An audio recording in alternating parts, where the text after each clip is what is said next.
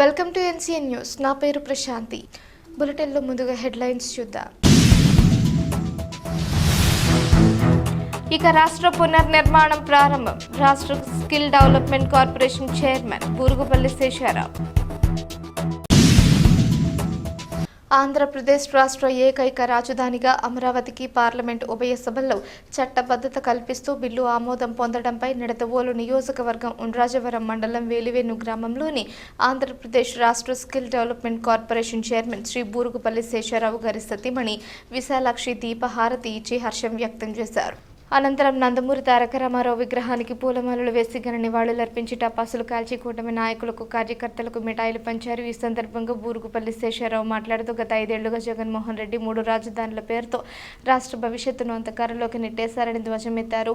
జగన్ విధ్వంసం చేస్తే కూటమి ప్రభుత్వం అభివృద్ధి చేస్తోందన్నారు. రాజధానిపై జగన్ వక్రబుద్ధి మారలేదనడానికి నిన్న ఆయన తెరపైకి తెచ్చిన మావిగన్ ప్రతిపాదన నిదర్శనమని అన్నారు. జగన్ చంచల మనస్తత్వాన్ని చూసి దేశమంతా నవ్వుకుంటోందని ఎద్దేవా చేశారు. అమరావతిని వైసీపీ వ్యతిరేకిస్తున్న దేశంలోని 40కి పైగా రాజకీయ పార్టీలు ఏకగ్రీవంగా మద్దతు పలకడం అమరావతి ప్రాశస్త్యాన్ని చాటి చెబుతోందని అన్నారు.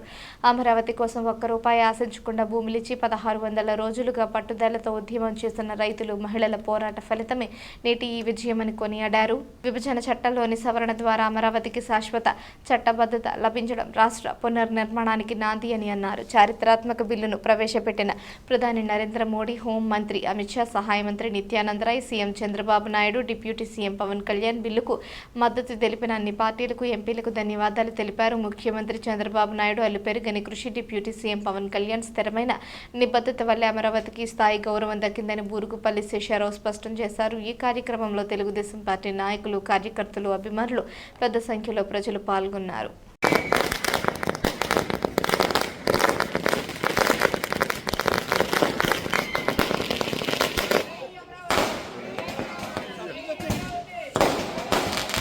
అమరావతికి ఆంధ్రుల రాజధాని అమరావతికి ఆంధ్రుల రాజధాని అమరావతికి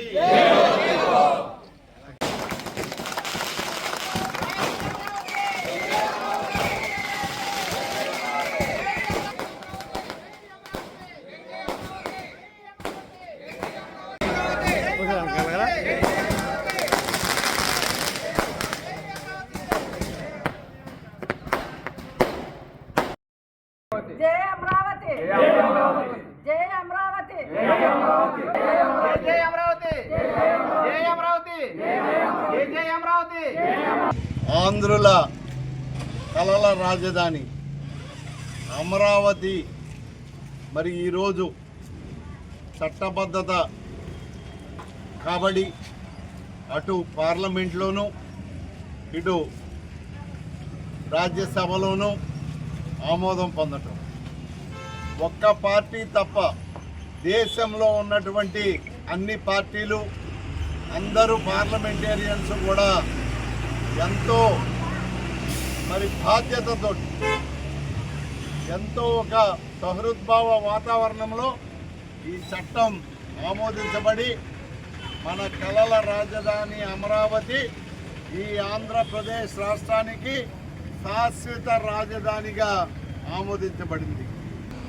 సమాజ హితం కోసం ఈవేళ ఎన్డీఏ కూటమి ప్రభుత్వం, గౌరవ ముఖ్యమంత్రి నారా చంద్రబాబు నాయుడు గారు ఆ వేళ రైతులకు ఇచ్చినటువంటి ప్రతి మాట చెల్లించేటటువంటి విధంగా అక్కడ కృషి చేయటం, వేళ ఎన్డీఏ కూటమి తరఫున చంద్రబాబు నాయుడు గారు, పవన్ కళ్యాణ్ గారు, లోకేష్ బాబు గారు, అట్లాగే కేంద్ర ప్రభుత్వం నుంచి నరేంద్ర మోడీ గారు కూడా పూర్తి సహకారాన్ని అందించి ఈవేళ మన అమరావతి మహిళలు, అమరావతి రైతాంగం, అమరావతి బిడ్డలు పడినటువంటి కష్టానికి సరైనటువంటి ప్రతిఫలం ఈవేళ ఈ రాష్ట్రం పొందగలిగింది. ఈ రాష్ట్రానికి భవిష్యత్తు, తిరుగులేనటువంటి భవిష్యత్తుని మనం పొందగలుగుతాం. తప్పకుండా మనం అందరం కూడా ఇలాంటి బాధ్యత లేనటువంటి వ్యక్తుల్ని, సామాజిక స్పృహ లేనటువంటి పార్టీల్ని మనం కూడా ఎక్కడికక్కడ మనం తెరమరుగు చేయవలసినటువంటి బాధ్యత మనం అందరం కూడా తీసుకుని మన రాష్ట్రం ఇట్లాంటి చిన్న బిడ్డలందరికీ కూడా భవిష్యత్తులో జీవనోపాధి కావాలి, జీవన ఉపాధి దొరకాలి, అలాగే అభివృద్ధి చెందాలి, బిడ్డలందరూ కూడా చక్కగా ముందుకు రావాలని అంటే, భవిష్యత్ తరాలు బాగుండాలని అంటే తప్పకుండా మనందరి యొక్క సహకారం ఈ ప్రభుత్వానికి ఉండాలి. ఇప్పుడు అయింది ఒక ముద్ర, రాజముద్ర అక్కడ పడింది. ఇక్కడి నుంచి జరగబోయేది శాశ్వతమైనటువంటి అభివృద్ధి. ఇవాళ 2 లక్షల కోట్లు అని చెప్తున్నారు. ఎన్ని లక్షల కోట్లైనా రాజధాని ఉంటేనే మన మనుగడ ఉంటుంది. ఈవేళ మనం చూస్తే గతం విభజిత ఆంధ్రప్రదేశ్కి ముందు ఉన్నటువంటి హైదరాబాదు ఇవాళ తెలంగాణకి రాజధాని. అక్కడ వచ్చినటువంటి ఆదాయంలో దగ్గరగా 55-60% ఆదాయం ఒక్క పట్టణం వల్ల, ఒక్క నగరం వల్ల వస్తూ ఉంది.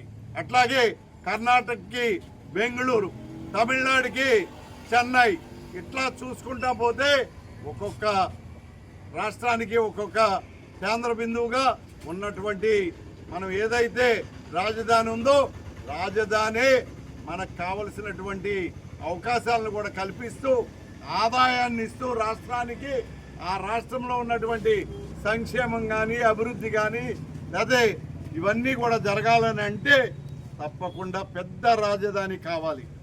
దానివల్ల సంపద సృష్టించబడుద్ది. అది మన నాయకుడు చంద్రబాబు నాయుడు గారి యొక్క ఒక లక్ష్యం. ఆ లక్ష్యం వెనక భగవంతుడు ఉన్నాడు.